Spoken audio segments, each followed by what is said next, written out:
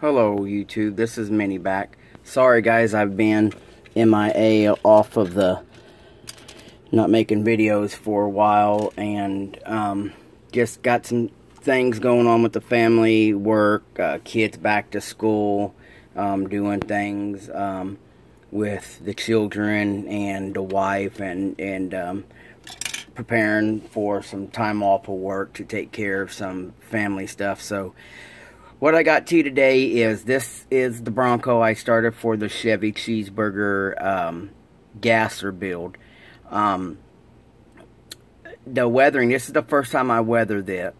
If you guys seen how the Bronco started, you could tell I started with the built-up. I just thought I'd try. I cut the front end off, and there you can see the big gap. I wasn't happy with it. I was about to put it in the parts box and just grab another Bronco and still do another Bronco.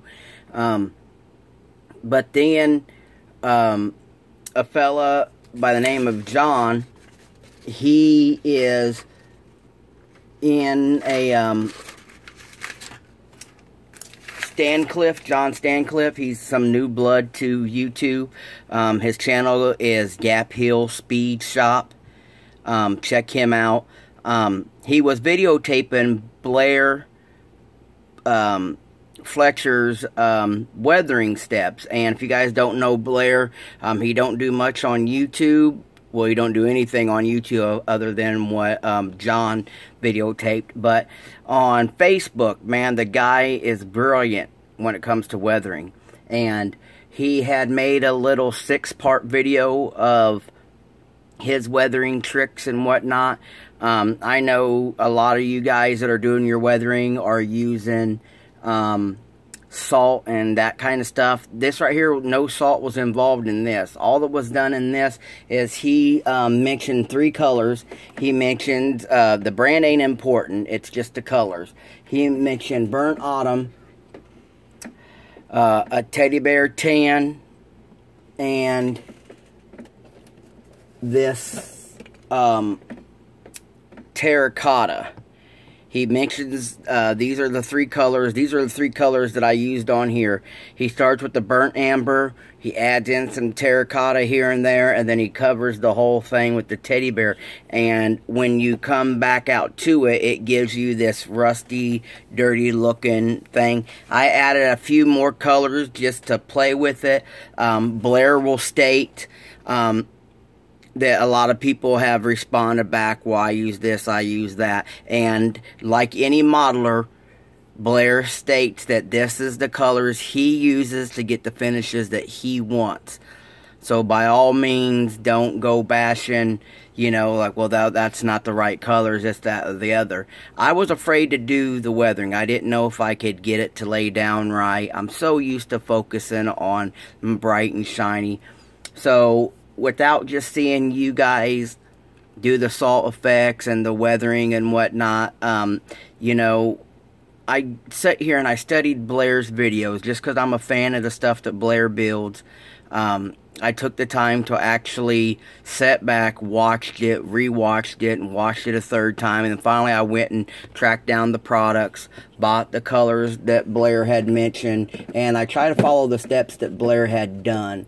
And this resulted in a build that I like. I added a few things because, you know, when just different things. In my mind, this was Grandpa's truck that sat in a barn after he couldn't drive no more.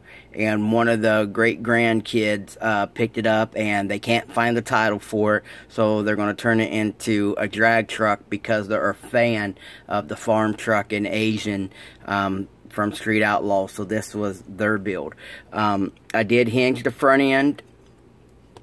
It's hinged now. I made a firewall. See if you guys can see some of that. I made the firewall in there. I made the front axle. You know, it's just being pieced together, guys. I made the rear axle. It's got trainee support. I lifted the rear up. You can see how I lifted the rear up.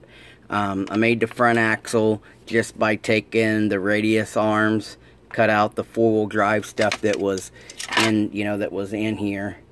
and I cut that off and made my axle. Steering linkage has been started. I did the shocks. I'm gonna have to add a spring, because if you guys know Ford trucks, the shock is here and then the spring is behind them. And that's about it. I just want to give you guys a quick update and share this weathering thing. I'm really happy with the way this came out. Get in there. There you go. And I've seen a lot of other people doing weathering. Just the way Blair's steps were that John had video recorded just made it so much easier for me to follow. Blair states in the videos that there's no specific pattern. Just go with it. You can see on the hood, I weathered the grill, the bumper. You can see how the hood is weathered with different colors. The front fenders. Blair shows you how to do these water runs. We know where the rust, runs down from it setting. Then you can see all along here. And if you guys ever seen this truck in real life, you know they become rust buckets. The tailgate is really heavy. And Blair states that instead of using the salts and stuff like that, that he likes to build up his rust like it would on a real car by doing the layers of the amber. Go watch. I made a playlist over there in my videos. There's a playlist that says Blair's weathering tips, and you can see how he builds up the burnt amber in spots that he wants the rust to look really heavy. And you just build it up a bunch of different coats, and then don't worry about the bright color at first, because that teddy bear tans it down a lot. It takes it down a lot. And you don't have to go all over the truck like this, but like I said, my idea was it sat in a barn for years and just collected dust. And if you guys ever been on a farm or around a barn, you know you got barn swallows, you got cattle feed, pig dust, that stuff is heavy, it's thick. And so I just made this one here. I just covered it over and over and over. You can see on this side I added some greens, like it was going to be some of the tin roof, copper tin, whatever roof is dripping down onto it.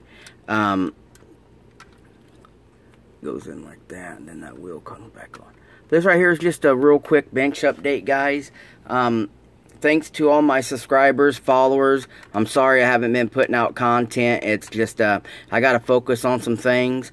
I'm really happy to see Gary Ruby not only out of surgery and doing well, but God, this buddy of ours, guys, has been already, he's at home. He's already been back to the bench. So, Godspeed to you, Gary. I'm praying for you. I'm praying with you. Just really happy to see you're doing okay. And why I got you guys on videos, I want to say a great big old thank you to Hunter Selby for donating that last prize giveaway thing for the September top 10 thing. And man, that was really awesome. And it was some nice stuff too. Thank you, Hunter. And then realized that Chip is going to try something new for October on the top 10. So, let's check him out and support that. And then a couple new guys on YouTube that I think you guys would find some interest in, or some few guys that we can encourage on keeping into the hobby would be, like I said, John Stancliffe at Gap Hill Speed Shop. You got Half Fast.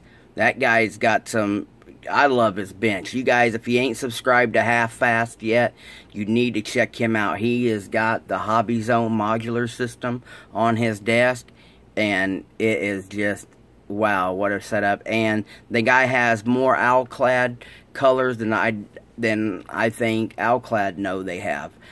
He has a great looking bench. The way his bench set up is so, I've been on this bench I got now for 12 years. I need to update my bench, especially after looking at Half Fast.